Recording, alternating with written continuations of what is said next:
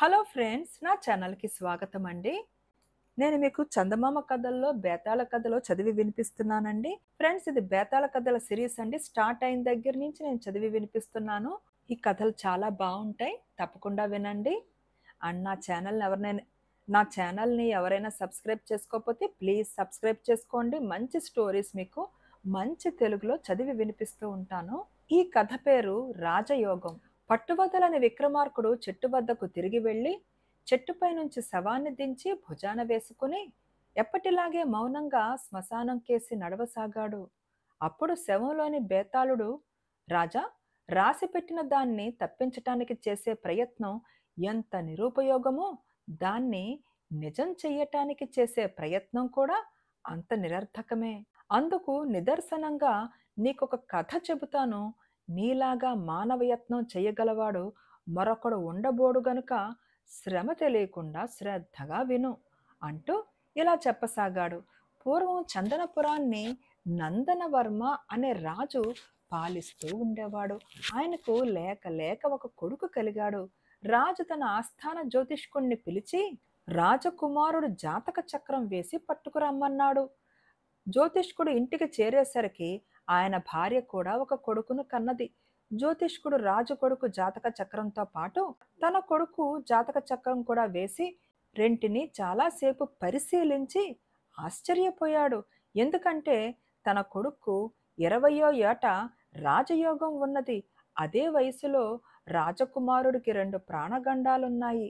మొట్టమొదట జ్యోతిష్కుడు రాజుతో ఉన్న విషయం చెప్పేద్దామనుకున్నాడు. కానీ ఒక్క క్షణం ఆలోచించిన మీదట నిజం చెప్పటం మంచిది కాదు అని తోచింది. తన కొడుక్కు పట్టే రాజయోగానికి రాజకుమారుడి ప్రాణగండానికి సంబంధం ఉన్నది. ఈ సంగతి తెలిసి రాజు తన కొడుక్కు గ్రహశాంతులు చేసి దోషం పోగొట్టుకోవచ్చు, లేదా 20 ఏళ్లు రాకముందే పట్టాభిషేకం చెయ్యవచ్చు.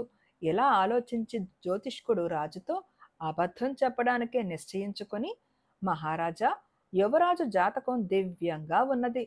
అయితే అతనికి 20 ఏళ్లు వెళితేనే గాని రాజ్యాభిషేకం చెయ్యకండి, అందువల్ల అరిష్టాలు కలగవచ్చు అన్నాడు. రాజు కొడుక్కు ఆనందవర్మ అని, జ్యోతిష్కుడు కొడుక్కు సుందరసేనుడు అని పేర్లు పెట్టారు. ఇద్దరూ ఒక గురువు వద్దనే విద్యాభ్యాసం చేసి పెరిగి పెద్దవాళ్ళయ్యారు. ఇద్దరికీ 20వ ఏడు ప్రవేశించింది. ఒకనాడు జ్యోతిష్కుడు కొడుకు సుందరసేనుడు తన తండ్రితో, నాకు జ్యోతిష్యంలో ఇంకా పాండిత్యం సంపాదించాలని ఉన్నది. అందుకని కొన్నాళ్ళు దేశాటన చేసి వస్తాను అన్నాడు. నువ్వు 6 మాసాలలో తిరిగి రావాలి. అలా అయితేనే వెళ్ళు, లేకపోతే వెళ్ళకు అన్నాడు తండ్రి. సుందరసేనుడు అందుకు సమ్మతించి ఇంటి నుంచి వెళ్ళిపోయాడు. 6 నెలలు గడిచాయి, కానీ సుందరసేనుడు తిరిగి రాలేదు. జ్యోతిష్కుడు ఆందోళన పడిపోయాడు. మరొక 5 నెలలు గడిచాయి. అప్పటికి సుందరసేనుడు తిరిగి రాలేదు. రాజు కొడుకైన ఆనందవర్మకు ఎలాంటి గండమూ కలగలేదు. పైపెచ్చు మరి 2 నెలలకు తన కుమారుడికి పట్టాభిషేకం జరుపుతున్నట్టు నందనవర్మ ప్రకటించాడు. జ్యోతిష్కుడికి ఆందోళన మరింత అయింది. తన జోస్యం తప్పు కావటానికి వీల్లేదు. ఆనందవర్మ కొద్ది రోజులలో చచ్చి తీరాలి. తన కొడుకు సుందరసేనుడు రాజు అయి తీరాలి. తన జోస్యం నిజం చెయ్యటానికి జ్యోతిష్కుడు తానే పూనుకున్నాడు. అందుకు ఒక ఆలోచన కూడా చేశాడు. యువరాజు సాయంకాలం పూట ఉద్యానవనానికి వెళ్ళి ఒక చెట్టు కింద తిన్నె మీద కూర్చుంటాడు. జ్యోతిష్కుడు ఒక పెద్ద రాయికి తాడు కట్టి దాన్ని చెట్టు ఆకుగుబురు చాటున ఉండేటట్టుగా అమర్చి ఆ తాడు రెండవ కొసను దూరంగా ఉన్న మరొక చెట్టుకి కట్టి ఉంచాడు. సాయంకాలం పూట ఆనందవర్మ వచ్చి చెట్టు కింద తిన్నె మీద రాయికి సూటిగా కింద కూర్చున్నాడు. ఆ సమయంలో జ్యోతిష్కుడు రాయికి కట్టిన తాడు రెండో చివర విప్పి దూరంగా తొలగిపోయాడు.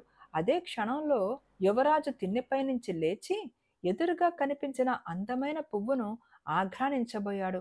అతను లేచిన మరుక్షణమే అతను కూర్చుని ఉండిన చోట దభీమని పెద్ద రాయి పడింది. ఆనందవర్మ అదిరిపడి వెనక్కి తిరిగి చూశాడు. తిన్నె మీద పెద్ద రాయి, దానికి కట్టి ఉన్న తాడు కనిపించాయి. తనను హత్య చేయడానికి ఎవరో ప్రయత్నించినట్టు అతను గ్రహించాడు. ఆ సంగతి ఎవ్వరికీ చెప్పలేదు. తన ప్రయత్నం విఫలం అయింది అని తెలిసి జ్యోతిష్కుడికి మతిపోయింది. ఆయన వెర్రెత్తిపోయి ఆ రాత్రి ఒక కత్తి తీసుకుని సరాసరి యువరాజు శయన మందిరానికి వెళ్ళాడు. ఆ సమయంలో చిత్రంగా కావలి వాళ్ళంతా గాఢ నిద్రలో ఉన్నారు. అది తన అదృష్టం అనుకుని జ్యోతిష్కుడు లోపల ప్రవేశించి నిద్రలో ఉన్నట్టు కనిపిస్తున్న ఆనందవర్మను పొడవబోయాడు. అంతలో ఆనందవర్మ చివాలున లేచి జ్యోతిష్కుడి చెయ్యి పట్టుకున్నాడు. ఆనందవర్మ జ్యోతిష్కుడిని గుర్తించి ఆశ్చర్యపడుతూ, ఈ సాయంకాలం నన్ను చంపడానికి ప్రయత్నించినది నువ్వేనన్నమాట. హంతకుణ్ణి పట్టుకోవటానికే నేను నా కావలి వాళ్ళు నిద్ర నటించాం. ఇంతకు నా మీద నీకెందుకంత పగ అని అడిగాడు. జ్యోతిష్కుడు వణికిపోతూ ఆ సంగతి అంతా యువరాజుకు చెప్పాడు. అంతా విని ఆనందవర్మ నవ్వి, నీ జోస్యం నిజమయ్యింది. నాకు 2 ప్రాణగండాలు నీ ద్వారానే కలిగాయి. అయినా నీ కొడుకు ఈ రాజ్యానికే రాజు కావాలని ఎందుకనుకున్నావు? మరో రాజ్యానికి రాజు కాకూడదా అన్నాడు. అతను అన్నట్టే అయింది కూడాను. దేశాటనకు పోయిన సుందరసేనుడు ఒక దేశపు రాజును రాజద్రోహుల ముఠా నుంచి కాపాడాడు. ఆ రాజు చాలా వృద్ధుడు, పిల్లలు లేనివాడు కావటం చేత సుందరసేనుడికి తానే స్వయంగా రాజ్యాభిషేకం చేశాడు. ఈ వార్త త్వరలోనే చందనపురానికి తెలియవచ్చింది. సుందరసేనుడు తండ్రికి మాట ఇచ్చిన ప్రకారం తిరిగి రాకపోవటానికి కూడా ఇదే కారణం. ఆనందవర్మ జ్యోతిష్కుడి పైన ఎలాంటి చర్య తీసుకోకపోగా ఆయనను తన కొడుకు వద్దకు వెళ్ళవద్దని, తన ఆస్థానంలోనే ఉండమని కోరాడు. కానీ జ్యోతిష్కుడికే ముఖం చెల్లక తన కొడుకు పాలించే దేశానికి సకుటుంబంగా తరలిపోయాడు. బేతాళుడు ఈ కథ చెప్పి, రాజా, తనను చంపడానికి 2 సార్లు ప్రయత్నించిన జ్యోతిష్కుణ్ణి ఆనందవర్మ ఎందుకు క్షమించాడు? దైవ యత్నానికి మానవయత్నం తోడు అంటారు కదా. జ్యోతిష్కుడి యత్నం ఎందుకు విఫలమయ్యింది? అతను తప్పుడు ప్రయత్నం చేసినా దైవ నిర్ణయమే అమలు జరిగింది గనక మానవ యత్నం వ్యర్థమేనా?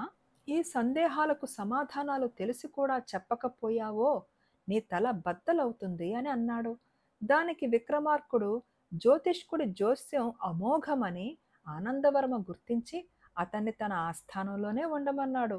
జ్యోతిష్కుడు అపోహపడ్డాడే గాని ఆనందవర్మపై అతనికి వ్యక్తిగతమైన పగ లేదు. అదీకాక అతని హత్యా ప్రయత్నాలు విఫలమయ్యాయి.